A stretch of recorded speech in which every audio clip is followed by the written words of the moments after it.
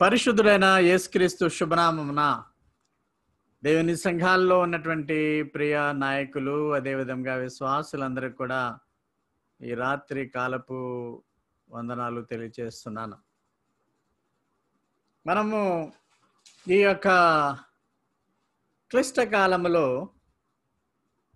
ఇంకను భారముతో కూడి ప్రార్థన చేయవలసిన వారమై ఉన్నాము. మనందరి కొరకు, దేశము కొరకు, ప్రజలందరి కొరకు కూడా మనము సజీవుడైనటువంటి దేవుని యొద్ద విన్నపము చేయవలసిన వారమై ఉన్నాము. ఆయనకు అసాధ్యమైనది ఏదీ లేదని మనకు తెలుసు. ఆ రీతిగా దేవుని దగ్గర మొరపెడదాం. విడుదల కొరకు ప్రపంచంలో ఉన్నటువంటి మనుషులందరూ కూడా రక్షింపబడే విధముగా వారి పాపములను ఒప్పుకొని దేవుని కృపాసనము యొద్దకు వచ్చే విధంగా కూడా ప్రార్థన చేద్దాం. ఈరోజు వాక్యాన్ని మీ ముందు ఉంచడానికి నేను ప్రయత్నం చేస్తాను. ఈరోజు దైవాంశము ఏదనగా,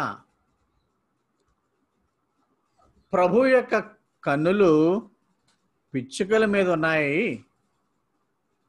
ఆయన నన్ను గమనిస్తూనే ఉన్నాడు, అది నాకు తెలుసు.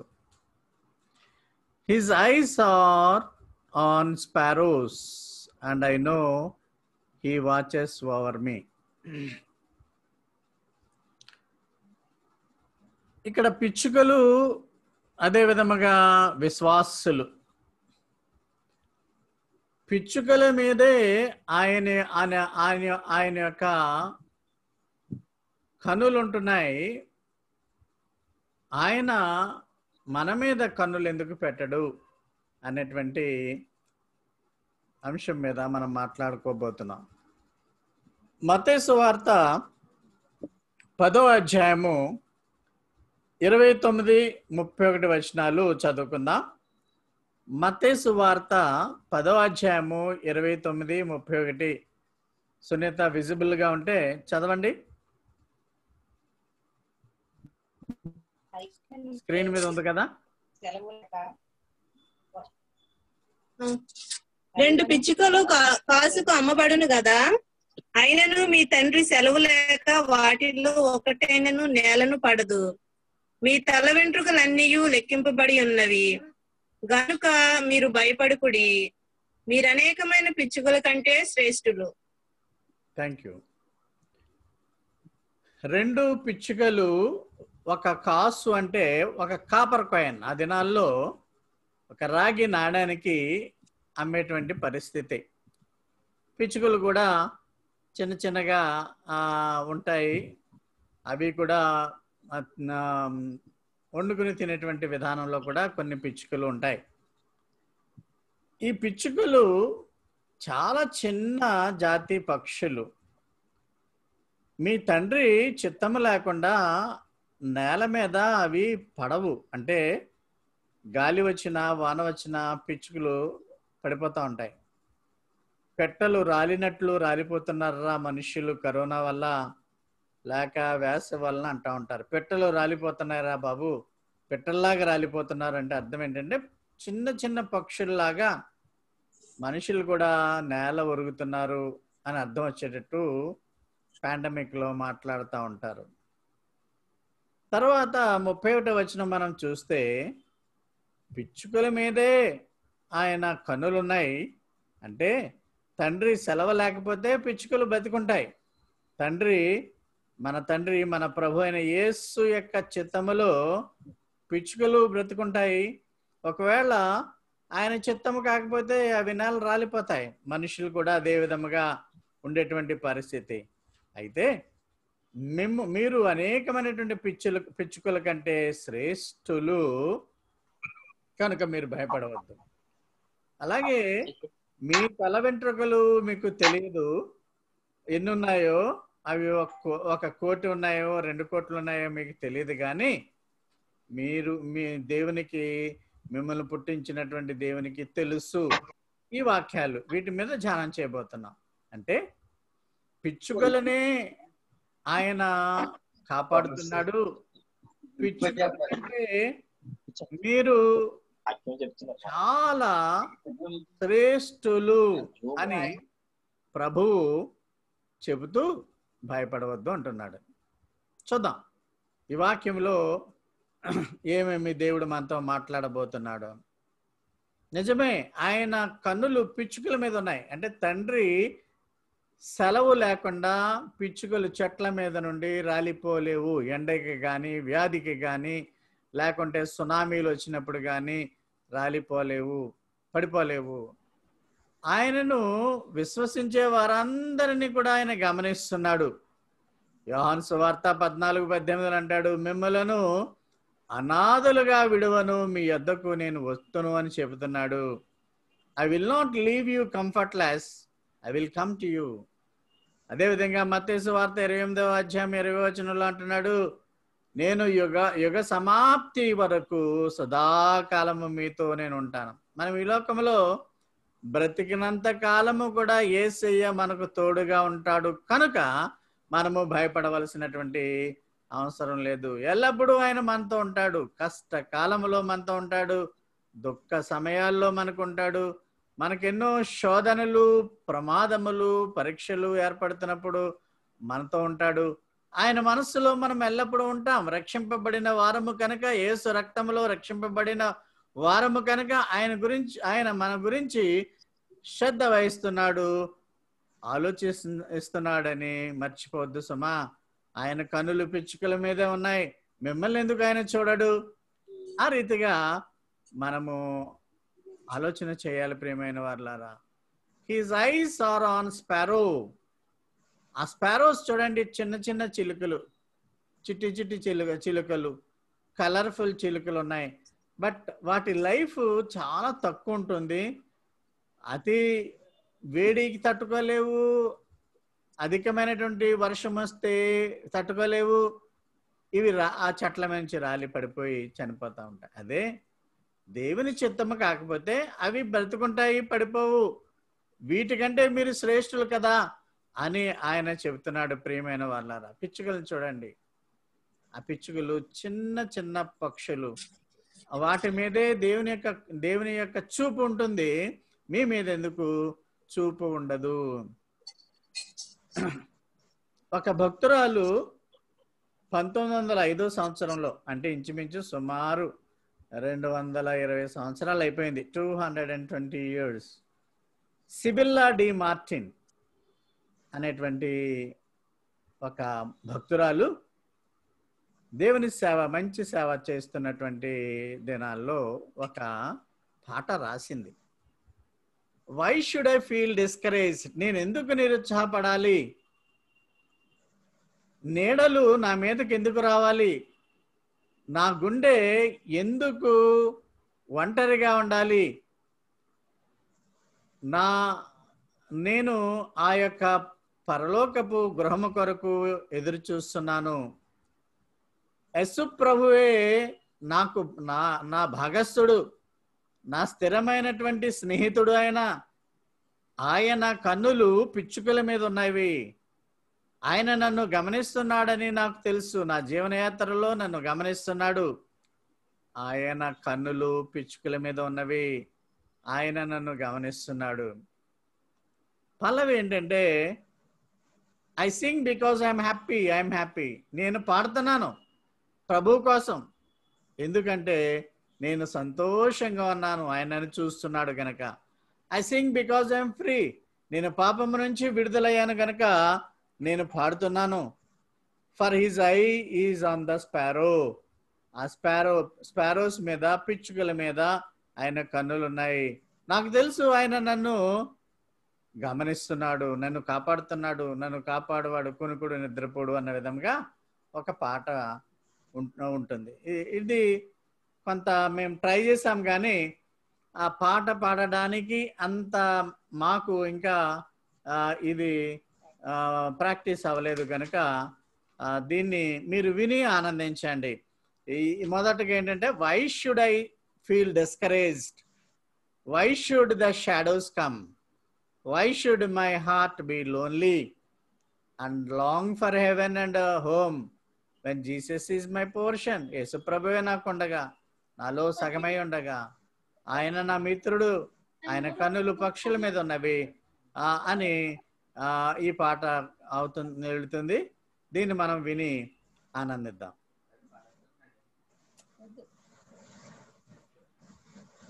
Why should I feel discouraged? Why should the shadows come? Why should my heart be lonely and long for heaven and home? When Jesus is my portion, my constant friend is He.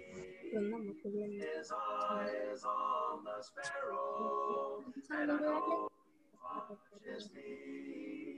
His eye is on the sparrow, and I know He watches me. I sing because I'm happy, I sing because I'm free, for His eye is on the sparrow, and I know He watches me. ఇలాగా 4 stanzas ఉన్నాయి, 3 stanzas. చాలా బాగుంటాయి పాట. మీరు ఇది video నేను record చేసి మళ్ళీ మీకు యూట్యూబ్లో అప్లోడ్ చేసినప్పుడు పాటను మీరు ప్రాక్టీస్ చేయండి. మేము ప్రాక్టీస్ చేస్తున్నాం, 2 రోజులు అయింది కాబట్టి బాగా ఇంకా మాకు ప్రాక్టీస్ అవ్వలేదు. Will sing in later days. భయాలు చాలా రకాలుగా ఉంటాయి, విభిన్నమైనటువంటి రకాల్లో ఉంటాయి. ఇంచుమించు ఒక 300 రకాల భయములు ఉన్నాయి. మనుషులు మనసుల్లో వారు భయపడతా ఉంటారు. సైకాలజీ ప్రకారము వాళ్ళు చాలా విషయాల్లో భయం కలిగి ఉంటారు. ఇప్పుడు అందరికీ కూడా కరోనా భయం. మాకు కరోనా వ్యాధి అంటుకుంటుందేమో, వైరస్లో అంటుకుంటాయేమో, దూరంగా ఉండాలి, చీటికి మాటికి చేతులు కడుక్కోవాలి, మాస్క్లు వేసుకోవాలి, తెల్లవారేటప్పటికల్లా ఇవన్నీ కూడా సూచనలు తీసుకుని బయటకు వెళ్ళాలని ఒక రకమైనటువంటి భయం. పూర్వకాలం కంటే ఇప్పుడు మరణ భయం ఎక్కువగా ఉంది మనుషులకు. ఎప్పుడు ఎలాగేమవుతుందా ఏంటన్నది. అది ముఖ్యంగా అలాంటి భయాలు ఏమీ అక్కర్లేదు విశ్వాసులకని ప్రభువు చెబుతున్నాడు. ఏరోఫోబియా అంటే ఆకాశంలో విమానంలో వెళ్ళడానికి చాలా మందికి భయం. రెండవది అరక్నోఫోబియా, సాలిపురుగులు చూస్తే భయపడతారు, స్పైడర్స్. మూడవది బొద్దింకల భయం, కట్సారిడా ఫోబియా. నాలుగవది ఇక్కడ కొన్ని స్థలాల్లో చీకటిగా ఉన్న స్థలాలు, లేకుంటే ఖాళీగా ఉన్న స్థలాల్లో ఒంటరిగా వెళ్ళడము, ఇలాగా కొంతమందికి వాటిని చూసి భయాలు ఉంటాయి. క్లాస్ట్రోఫోబియా అంటారు దాన్ని. తర్వాత అక్రోఫోబియా అంటే బాగా ఆకాశ శిఖరానికి ఒక 10 అంతస్తుల మేడ మీదకి వెళ్ళి అక్కడి నుంచి చూడడం, చాలా చాలా భయపడిపోతూ ఉంటారు. కొంతమందికి ప్రార్థన చేయమంటే భయం, వాక్యము వచ్చి ఉండి కూడా చెప్పమంటే భయం. వీళ్ళందరూ కూడా బహిరంగంగా ఒక 4-5 నిమిషాలు మాట్లాడు, బర్త్డే అంటే మాట్లాడగలిగేటువంటి సత్తా ఉన్నప్పటికీ మాట్లాడడానికి భయం. దీన్ని గ్లోసోఫోబియా అంటారు. ఈ ఫోబియాలన్నీ కూడా హైడ్రోఫోబియా అంటే నీటి చూసి జలముల్లో వెళ్తూ ఉంటుంటే నావలో కానీ వీళ్ళు భయపడిపోతూ ఉంటారు చాలా. ఇట్లాంటి భయాలు ఉన్నాయి. ముఖ్యంగా మనిషికి మరణ భయం ఎక్కువగా ఉంటుంది. అయితే ఒక్కొక్క దాని గురించి మనం చూడం, కానీ కొన్ని ఫోబియాలు చెబుతాను మీకు. ఇలాంటి భయాలు పెట్టుకోక్కర్లేదు. దేవుని చేతిలో మన యొక్క ప్రాణము, మన జీవితము పెట్టుకున్నాము. ఏసే మనకు ఆయన కాపరి, ఏసే మనకు ప్రొటెక్టర్ కనుక ఏ విషయంలోని భయపడక్కర్లేదు. ఏరోఫోబియా, ఆ విమానం ఎక్కినప్పుడు ఆ విమానం కూలిపోతుందేమో, కూలిపోతే మనము దాంట్లో ఉండిపోతామేమో, ఇలాగ విమానాలు ఎక్కడానికి కూడా చాలా మంది భయపడతా ఉంటారు. ఏరోఫోబియా. అరక్నోఫోబియా అంటే సాలిపురుగుల భయం. ఈ స్పైడర్స్ ఎక్కువగా గోడలకు ఉంటా ఉంటాయి. ఇవి పెద్ద భయంకరమైనటువంటి కీటకాలు ఏమి కాదు, కుట్టి మనిషిని ఏమి చంపేయవు, కానీ చాలా మంది భయపడిపోతూ ఉంటారు. ముఖ్యంగా స్త్రీలు ఈ స్పైడర్స్ని చూసి జడుచుకుంటూ ఉంటారు. బాలురు కూడా జడుచుకుంటూ ఉంటారు. ఒక పొరపాటున పైనుంచి మిద్దె నుంచి ఒక స్పైడర్ పడితే ఎంత అలాగా కేకలు వేసేటువంటి మనుషులు ఉంటారు. స్పైడర్ని చూసి పారిపోయే వాళ్ళు కూడా ఉంటారు. క్యాట్సారిడాఫోబియా అంటే బొద్దింకలు చూసి జడుచుకుంటూ ఉంటారు. ఈ బొద్దింకలు కూడా చాలా చాలా చిన్న జీవులు. ఎక్కువగా కిచెన్లో అల్మార్ల కింద లేకుంటే మీరు పెట్టుకునేటువంటి ఆ యొక్క పదార్థాల కింద తిండి గింజలు, పప్పు ధాన్యాలు, బాటిల్స్ కింద ఇవి ఉంటూ ఉంటాయి. పొద్దుట వెళ్ళేటప్పటికి కిచెన్లో ఈ బొద్దింకలను చూసి కేకలు వేసేటువంటి స్త్రీలు కూడా ఉంటారు. 73 ఏళ్ళు ఉన్నాయి. ఒక ఆయన అమెరికాలో ఉంటాడు, ఆస్ట్రియన్ అమెరికన్ యాక్టర్. అమెరికాలో ఎలక్షన్స్ జరుగుతున్నాయి ఇప్పుడు. ఒక ప్లేస్ ఉంది, కాలిఫోర్నియా అనే ప్లేస్కి గవర్నర్గా పనిచేశాడు. చాలా మంచి పరిపాలన కూడా అందించాడు. అతను ఇప్పుడు 73 ఏళ్ళు. ఆర్నాల్డ్ స్వర్జనెగర్ అనేటువంటి ఆయన. ఇతను ప్రత్యేకత ఏంటంటే చిన్నప్పటి నుంచి 15వ ఏట నుంచి ఈ కండలు పెంచేవాడు అనమాట. ఇప్పటికీ కూడా కండలు ఇలాగే ఉంటాయి. చాలా యూత్లో అయితే ఇలా ఉండేవి అనమాట కండలు. ఇతను సినిమాలో పనిచేసేవాడు కూడా. తర్వాత పాలిటిక్స్లో వచ్చాడు. తర్వాత ముందు సినిమాల్లో యాక్ట్ చేస్తూ ఉండేవాడు. ఇతని సినిమాలంటే చాలామంది ఇష్టపడతా ఉంటారు. ఎందుకంటే ఎంత కండల వీరుడు, ఆయుధాలతో శత్రువుల్ని చంపివేస్తూ ఉంటాడు. ఎన్ని ఆటంకాలు వచ్చినా సరే శత్రువులను తుపాకీలతో పేల్చేస్తూ ఉంటాడు మూవీస్లో. ఈ ఆర్నాల్డ్ ష్వెంజర్కి ఈ బొద్దింకలు అంటే చాలా భయం. ఇంత కండల మీద బొద్దింక పడితే చాలా కేకలు వేసేస్తాడు ఈ కండల వీరుడు. ఈ కండల మీద బొద్దింక పడితే ఒకటే కేకలు, భయం అనమాట. అంటే శరీరం ఎంత ఉన్నా తుపాకులతో చాలా మందిని వధించిన సినిమాల్లో కీటకాలంటే భయం అన్నమాట. చూడండి, మనము గమనిస్తున్నట్లయితే బొద్దింకకు ఎలుకలంటే భయం. ఎలుకలు ఉన్న చోట బొద్దింకలు ఉండవు. ఎలుకకు పిల్లి అంటే భయం, ఎందుకంటే పిల్లి ఎలుకని చంపేస్తుంది కనుక. పిల్లికి కుక్కలంటే భయం. కుక్కలకు మనిషి అంటే భయం, మనుషులు కుక్కలను కొడతారు కనుక. అయితే పురుషుడికి మహిళ అంటే భయం. ఎంత పెద్ద మగాడైనా ఇంటిలో భార్యకి భయపడుతూ ఉంటాడు. ఏదన్నా భార్య తప్పు చేస్తే పట్టుకుంటుందేమో అని ప్రతి భార్య. ఆర్నాల్డ్ కూడా అలాగే భయపడుతూ ఉంటాడు, ష్వార్జ్నెగర్. అయితే ఈ స్త్రీ పురుషులకు భయపడదు కానీ, హస్బెండ్కి భయపడదు కానీ ఈ కీటకాలంటే ఆమెకి చాలా భయం.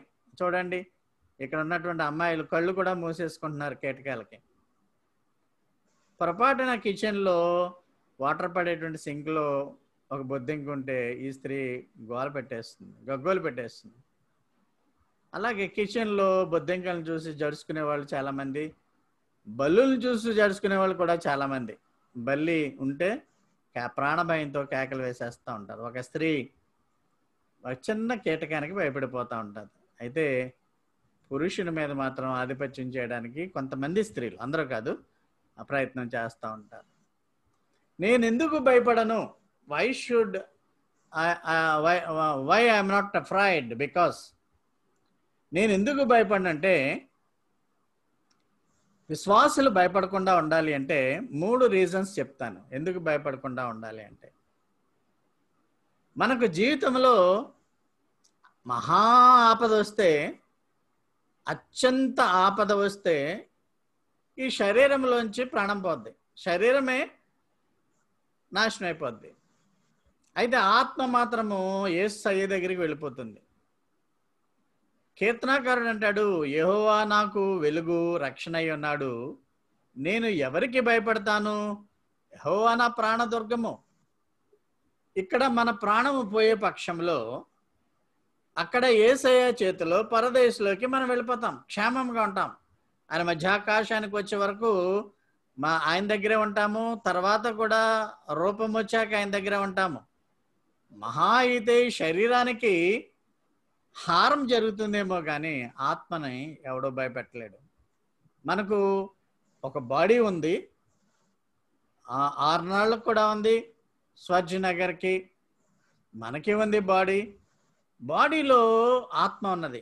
ఆత్మను ఎవడో భయపెట్టలేడు. అయితే ఈ బాడీ గాయపడి యాక్సిడెంట్ అయ్యి జబ్బు వచ్చి ఈ బాడీ పోయినా బాడీలో ఉన్నటువంటి ఆత్మ మహిమ రూపంలోకి వెళ్ళిపోతుంది. మహిమ స్వరూపుడైనటువంటి యేసు ప్రభు 3వ దినమున తిరిగి లేచాడు అంటే పాత శరీరం లేదు ఆయన దగ్గర. మనము కూడా ఒకానొక కాలములో మనము ప్రభు రాకుండా మరణించినట్లయితే మన ఆత్మలు పరలోకములో భద్రముగా, పరదేశంలో భద్రంగా ఉంటాయి. ప్రభు మధ్యాకాశానికి వచ్చినప్పుడు మనము నూతనమైనటువంటి శరీరాలను కలిగి ఉంటాం, మహిమ శరీరాలను కలిగి ఉంటాం. ఆ శరీరానికి బాధ ఉండదు, భయం ఉండదు, చావు ఉండదు. విశ్వాసులు దాని మీద మనసు పెట్టాలి. కొరింథీయులకు రాసిన మొదటి పత్రిక 15:51-52 అంటున్నాడు, ప్రభు ఒకవేళ మధ్యాకాశానికి వచ్చే పక్షంలో మేము బతుకుంటే కడమ బోర శబ్దము వినగానే మనమంతా మార్పు చెందిపోతాం, మృతులు కూడా లేచిపోతారు, మనము మార్పు చెందిపోతాం. కడబోర శబ్దం ఎప్పుడు ఆకాశంలో మనం బ్రతికుండగా ఒకవేళ ప్రభు మధ్యాకాశానికి వస్తే కడబోర శబ్దం వినే వరకు మనం బ్రతుకుంటే దాన్ని వింటాం. ఒకవేళ మృతులైపోతే మృతులైనటువంటి మన పూర్వీకులు, మృతులైనటువంటి మన స్నేహితులు, మృతులైన వారంతా కూడా తిరిగి లేస్తారు మహిమ శరీరాలతో. మనం ఆకాశ మండలము గుండా యేసునొద్దకు మనం వెళ్ళిపోతాం. కనుక మీరు భయపడవద్దు. ఈ శరీరానికి భయం ఉంటుంది, ఈ శరీరంలో ఉన్నంత కాలము భయం ఉంటుంది. అయితే మనము ప్రభు ద్వారా రక్షింపబడిన వారము కనుక మనము మన ఆత్మను ఎవరు చంపలేరు. అందుకనే ఇదే మత్తయి సువార్తలో అంటాడు, ఆ దేహమును ఆత్మను చంపు వారికి భయపడు, యేసు ప్రభువుకు భయపడు. అందుకనే నువ్వు ఈ లోకంలో ఉండగానే రక్షింపబడి రక్షణ మార్గంలో వెళ్ళాలి. దేహాన్ని ఆత్మను కూడా చంపే పరిస్థితి ఉండకూడదు. ఆత్మ చంపడం అంటే నరకానికి పోవడం, నరకానికి పోకూడదు విశ్వాసులు అని యేసు కోరిక. మనమంతా కూడా యేసు ద్వారా రక్షింపబడి ఉన్నాము, పరలోకానికి మనం చేరతాము కాబట్టి దేవునికి వందనాలు. రెండవదిగా ఐఎమ్ నాట్ అఫ్రైడ్ బికాస్ మనమంతా కూడా భయపడవద్దు. ఎందుకు భయపడకూడదంటే నా తల వెంట్రుకలు ఎన్నున్నాయో నాకే తెలీదు. కొంతమందికి తల వెంట్రుకలను లెక్క పెట్టుకోవాల్సినటువంటి అవసరం ఉండదు, ఎందుకంటే వాళ్ళకి ఎప్పుడు బోడిగుండు బాల్ హెడ్ ఉండదనుకోండి. కొంతమంది స్త్రీలు కూడా బాల్ హెడ్ ఉంటుంది, వాళ్ళకి వెంట్రుకలు లెక్క పెట్టేయచ్చు. ఒక 5, 10, 20 ఉంటాయి ఆ యొక్క బట్టతల మీద. మనకి వెంట్రుకలు బాగానే ఉన్నాయి కదా, ఈ జూమ్ ద్వారా వచ్చిన వాళ్ళందరూ కూడా విగ్గులేమి లేవు కదా, బాగానే ఉన్నారు కదా. ఈ తల వెంట్రుకలు ఈ చోట ఎన్ని ఉన్నాయో నాకు తెలియదు, ఇక్కడ ఎన్ని ఉన్నాయో నాకు తెలియదు, కానీ యేసయ్యకి తెలుసు, నా రక్షకుడైనటువంటి యేసయ్యకు తెలుసు. అందువల్ల నా తల వెంట్రుకలను లెక్క పెట్టగలిగే యేసయ్యకు నా గురించి వివరాలన్నీ తెలుసు. అలాంటి యేసు నా గురించి ఎందుకు ఆలోచన చేయడు? నా గురించి ఎందుకు నన్ను ఆయన ప్రొటెక్ట్ చేయడానికి ఎందుకు ప్రయత్నించడు? అవి మనసులో మనం పెట్టుకోవాలి. We are very precious. అందుకని పేతురు రాసిన మొదటి పత్రిక 5:7 ఏమంటాడంటే, ఆయన మిమ్మును గూర్చి చింతించుచున్నాడు గనక. చింతించుచుండడం అంటే బాధపడడం, ఏడవడం కాదు. ఆయన మీ గురించి శ్రద్ధ వహించుచున్నాడని ట్రాన్స్లేషన్ పడాలి. ఆయన మీ గురించి శ్రద్ధ వహించుచున్నాడు గనక మీ చింత, మీ బాధ యావత్తు ఆయన మీద వేయండి. God cares you. God cast all your anxiety on him because he cares for you. మీ ఆదుర్ద, మీ బాధ ఆయన మీద వేయండి, ఎందుకంటే ఆయన మీ గురించి శ్రద్ధ వహించుచున్నాడు. వెంట్రుకలనే లెక్క పెట్టగలడు. మీ తల వెంట్రుకలన్నీ కూడా లెక్కింపబడి ఉన్నాయి. 10వ అధ్యాయము 30-31 వచనం చూస్తే కనుక మీరు భయపడవద్దు. Fear not. భయపడవలసిన అవసరం లేదు. ఈ వెంట్రుకలు, ఈ స్త్రీకి బ్రహ్మాండమైన జుట్టు ఉంది, ఎన్ని వెంట్రుకలు ఈమెకి తెలియదు, తన గురించి తనకు తెలియదు, వెంట్రుకలు అసలే తెలియదు. ఈ స్త్రీకి కూడా ఏమీ తెలియదు. స్త్రీలకు జుట్టే అందంగా ఉంటుందన్నమాట. దాన్ని బ్రైడింగ్ చేస్తారు, ఆ జడలు కుండా వేస్తూ ఉంటారు. ఇంత అందంగా జడలు వేసుకున్నప్పటికీ ఆమెకి ఎన్ని వెంట్రుకలు ఉన్నాయో పొడవాటి జుట్టు కలిగినటువంటి స్త్రీకి కూడా తెలియదు. సో షార్ట్ హెయిర్ ఉన్నా ఆమెకి తెలియదు. సో అలాంటి పరిస్థితుల్లో మన గురించి మనకు తెలియదు, మన వెంట్రుకల గురించి మనకు తెలియదు, కానీ మనలను పుట్టింపజేసినటువంటి యేసయ్యకు వీటన్నిటి గురించి తెలుసు. కనుక మీ తల వెంట్రుకలు లెక్కింపబడి ఉన్నాయి కనుక మీరు దేనికి భయపడవద్దు, ఆయన చిత్తంలో ప్రతిదీ జరుగుతుంది. కనుక మీరు ఈ లోకంలో జీవించినంత కాలము కూడా సమాధానముగా జీవించండి అని చెబుతున్నాడు. మూడవది, నేను భయపడను, ఎందుకంటే దేవుడు పడిపోయినటువంటి స్పారోస్ గురించి శ్రద్ధ వహిస్తాడు. అంటే ఆ పిచ్చుకలు చెట్ల మీద నుంచి ఎండాకాలంలోనూ లేక వర్షాకాలంలోనూ ఆ వ్యాధి సమయాల్లోనూ పిచ్చుకలు పైనుంచి కింద పడిపోతున్నాయి, రాలిపోతున్నాయి అంటే అది దేవుని చిత్తం అన్నమాట. పిచ్చుక ఎంతకాలం జీవించాలో ఆయన నిర్ణయిస్తాడు, మనం ఎంతకాలం జీవించాలో ఆయన నిర్ణయిస్తాడు. కనుక ఆయన నిర్ణయాన్ని ఎవడో మార్చలేడు. మనం మాత్రం ఆదుర్దా చూపిస్తూ ఉంటాం. ఆ ఆదుర్దా చూపించినా, ఎంత శ్రమ పడినా, ఎన్ని కోట్లు పెట్టినా దేవుని చిత్తము కాకపోతే ప్రాణము నిలబడదు. దేవుడు ఆ స్పారోస్ గురించి ఆలోచిస్తున్నాడు. కనుక మనము భయపడకూడదు. ఒకవేళ నేనేదైనా విషయాల్లో తప్పిపోతా ఉంటుంటే ఆయన నెట్టివేయడు, ఎందుకంటే నేను రక్షింపబడ్డాను గనుక ఆయన నా పట్ల శ్రద్ధ వహించి నన్ను ప్రేమిస్తాడు. దేవునికి వందనాలు. కీర్తనలు 37, 23, 24 ఏముందంటే, ఒకని నడత యెహోవా చేతనే స్థిరపరచబడును. మన నడత బాగుండాలంటే ఆయన చిత్తంలో మనం నడవాలి. ఆయన వల్లే మన నడత బాగుంటుంది, కానీ మనం ఎంత గుడ్ క్యారెక్టర్ కలిగి ఉండాలన్నా గుడ్ క్యారెక్టర్గా ఉండలేము. ఆయన చిత్తం, ఆయన ఉచితమైన కృప, వాని ప్రవర్తన చూచి ఆయన ఆనందించును. మన ప్రవర్తన ఆయన చూస్తున్నాడు. ప్రియమైన వాళ్ళ, are you shabby people? Are you bad people? మనం దేవుని బిడ్డలము కదా. ఎంతో ఎంతో అమూల్యమైనటువంటి మన యొక్క జీవితాలను భక్తి మార్గంలో మనం నడిపించుకోవాలి కదా. దుర్మార్గుల వలె, దుష్టుల వలె, ఈ లోకము శాశ్వతం అనుకునే వారి వలె జీవిస్తున్నామా? ఒకసారి మనం ఆలోచన చేసుకుందాం. ప్రియమైన వాళ్ళారా, విశ్వాసులకు దేవుడేమి మా భరోసా ఇస్తున్నాడంటే, కీర్తన 37, 24 వచనంలో, యెహోవా అతని చేయి పట్టుకుని ఉన్నాడు గనక అతడు నేలను పడినను లేచిపోతాడు. అంటే ఇక్కడ ఫెయిత్ అనేది చాలా ముఖ్యం.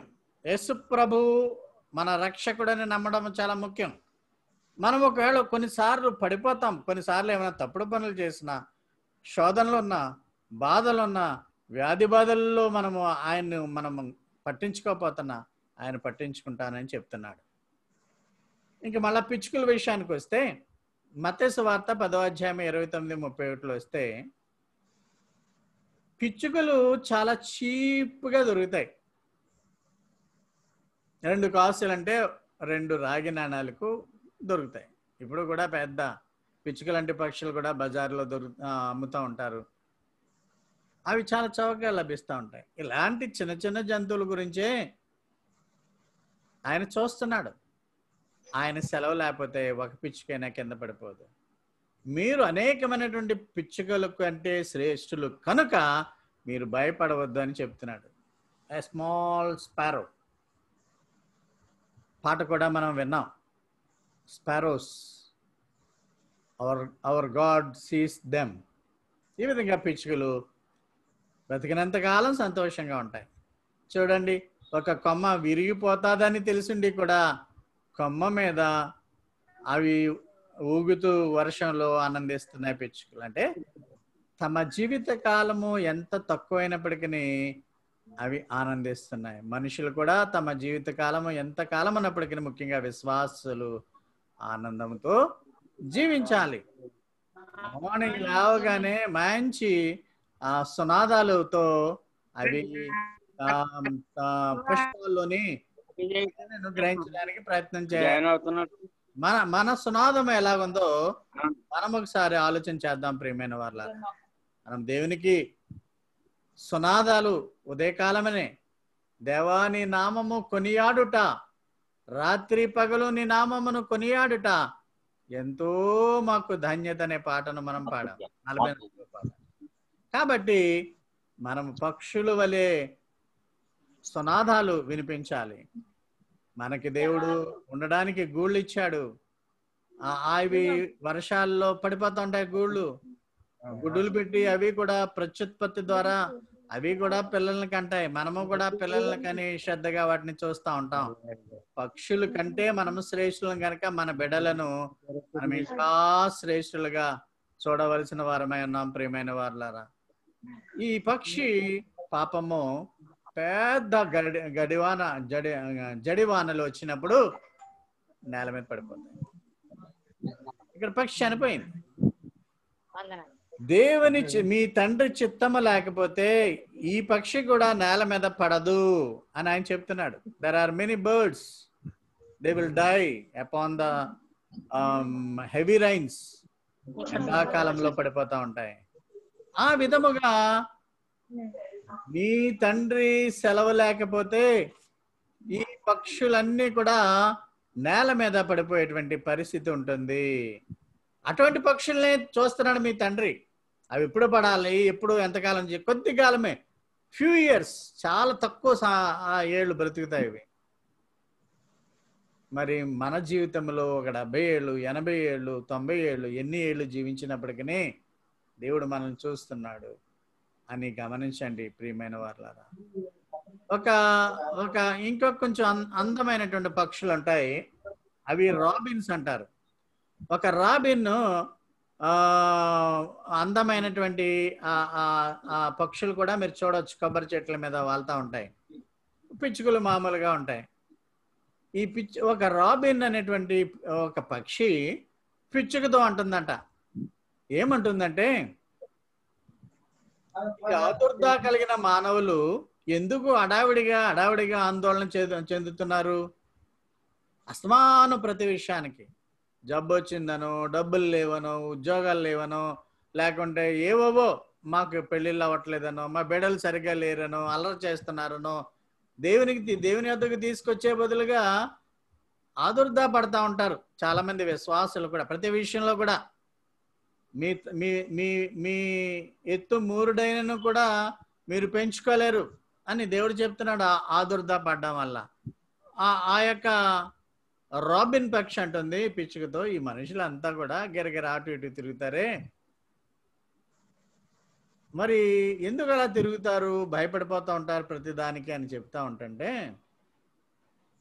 ఓ పిచ్చుక, నీకు నాకు శ్రద్ధ వహించేటువంటి దేవుడు ఉన్నాడు, వారికి లేరు అన్నట్టుగా తిరుగుతారు వాళ్ళు. పరలోక దేవుడు వారికి లేడేమో, అందుకనే వాళ్ళు ఆదుర్దా పడిపోతూ ఉంటారు. ప్రతి దానికి కూడా వ్యాధులు, బాధలు, ఆర్థిక సమస్యలు, రోగాలు, పిల్లలు, కుటుంబాలు, ఉద్యోగాలు, ఈ జీవన వ్యవస్థలో ప్రతి దానికి కూడా ఈ మానవులు వర్రీ అవుతా ఉంటారు. ఎందుకంటే వాళ్ళకి పరలోకపు దేవుడు లేడు మనకున్నట్టుగా అంటుంది. ఎలిజబెత్ చెనీ అనేటువంటి ఆమె ఈ చక్కటి పోయం రాసిందనమాట. సో ప్రతిదానికి కూడా మనం అడావిడి పడిపోయి ఆందోళన చెందవలసినటువంటి అవసరం లేదు. దేవుని చిత్తంలోనే జరుగుతుంది. కానీ ఈ దేహమనంత కాలము కూడా మనకు ఆందోళన అనేది ఉంటుంది ప్రియమైన వాళ్ళారా. అందుకని అటు ఇటు పరిగెడుతూ ఉంటాం. అయితే ఆ పరలోకపు దేవుడి చిత్తము లేకుండా ఏది జరగదని మనము గ్రహించాలి ప్రియమైన వాళ్ళారా.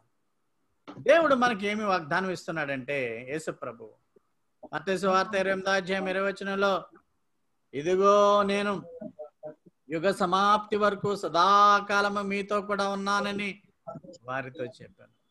కనుక మీరు భయపడకుడి. 31వ వచనంలో భయపడవద్దు. అంటే భయపడవలసినటువంటి అవసరం లేదు. మనము ఇక్కడ ఆ వాక్యాన్ని డిస్కస్ చేయలేదు, కానీ ఆకాశ పక్షులను చూడుడి, అవి విత్తవు, కోయవు, ఆ యొక్క ధాన్యాన్ని సమకూర్చుకోవు, అయినప్పటికీ మీ తండ్రి వాటిని పోషించుచున్నాడు అనే మాటను మనము డిస్కస్ చేసుకోలేదు. అది కూడా మనం గమనించుకున్నట్లయితే మన తండ్రి మన పట్ల శ్రద్ధ వహించున్నాడు. మన వాక్యము మూలవాక్యం ఏంటంటే, మనకు తెలుసు పిచ్చుకలనే ఆయన చూస్తున్నాడు, రాలిపోవడం కానీ ఆ యొక్క చెట్ల మీద ఉండడం కానీ ఆయన చిత్తమై ఉంది. మీరు అనేకమైనటువంటి పక్షుల కంటే శ్రేష్ఠులు కదా, ఎందుకు భయపడతారు? విశ్వాసులు కదా, యేసు రక్తంలో మీరు కడగబడి కొనబడి వెలపెట్టి కొనబడిన వారు కనుక ఆయన మీ గురించి శ్రద్ధ వహిస్తున్నాడు. కనుక ఏ విషయంలోనూ భయపడవద్దు అని దేవుడు మనకి దినాన్ని వాగ్దానం చేస్తున్నాడు. దేవుడు మిమ్మల్ని మీ కుటుంబాలని కూడా బాగా దీవించి ఆశీర్వదించును గాక.